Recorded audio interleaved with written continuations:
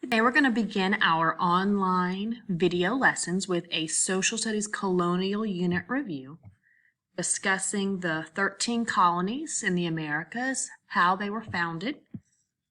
Here are the three things we're going to talk about in today's video. The interactions between the Native Americans, colonists, and slaves, the motivations of the colonists, both economic and religious, and triangular trade. We're going to start with the interactions between the Native Americans and the colonists. Some negative examples we have of colonists interacting with Native Americans took place in Jamestown and Bacon's Rebellion. Remember, Nathaniel Bacon was a farmer who was having problems with some of the indigenous peoples. He went to his mayor, his governor, to ask for help, and he didn't get any help from the government. So he and some local farmers took up some weapons, and they actually had a rebellion and went and fought against the Native Americans in their area. Also, another problem, whereas more colonists arrived, there were more problems with the Native Americans. When the first settlers arrived in Jamestown, arrived in Plymouth, or arrived in Boston, originally there were very few conflicts. But as more colonists and more Europeans came to the New World, they settled on more of the Native American land, and there became more conflicts with the colonists and the Native Americans.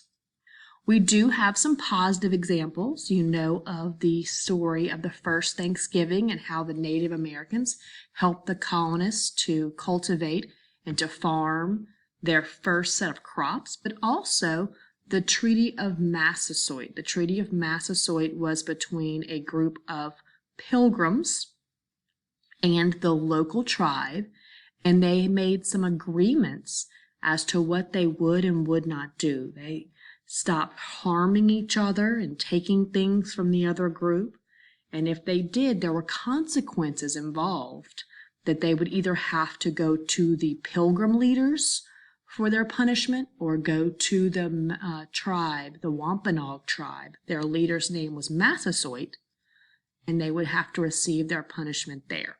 That's why it's called the Treaty of Massasoit. Some interactions between the slaves and the colonists.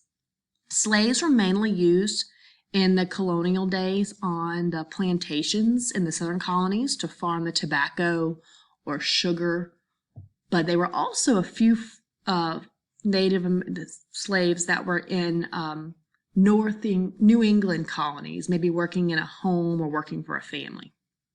Slaves were servants that were not paid for their labor. Most of them came from the coast of West Africa. They called it the rice coast because many of those people knew how to farm rice from where they lived previously. Indentured servants were different. Indentured servants were people in Europe who typically agreed and signed a contract to come over to the New World, and they would work for 3 to 7 years to pay for their trip, so pay for their voyage. This event, slavery in American history, has had long-lasting effects over 300 years later. How did geography influence colonial settlements?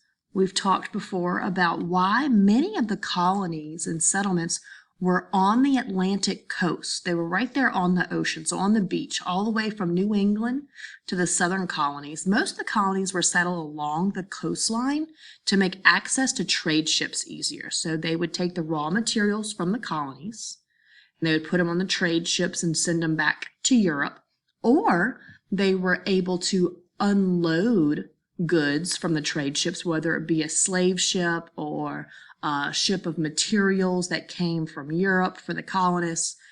Being on the water and being close to the coast helped them to access their ships and trade much easier than if they lived further inland, if they lived in the mountains, or if they lived down the rivers.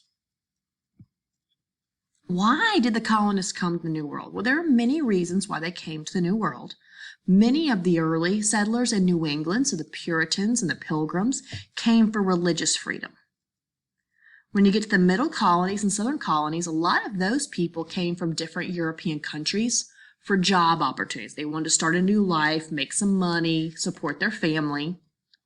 There were also colonists who were promised a plot of land. They were promised owning their own land, either by the King of England or whoever held the rights or the charter to those land pieces.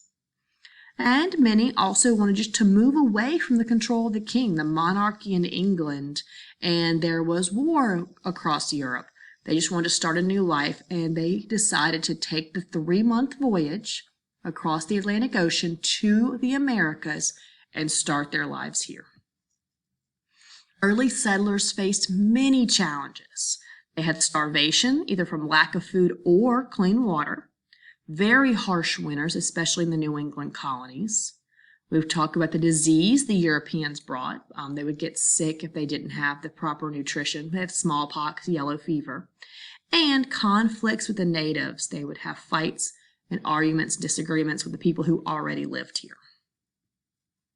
Triangular trade. Triangular trade was the name for a trade route that was shaped in a triangle that took place between Europe, Africa, and the Americas.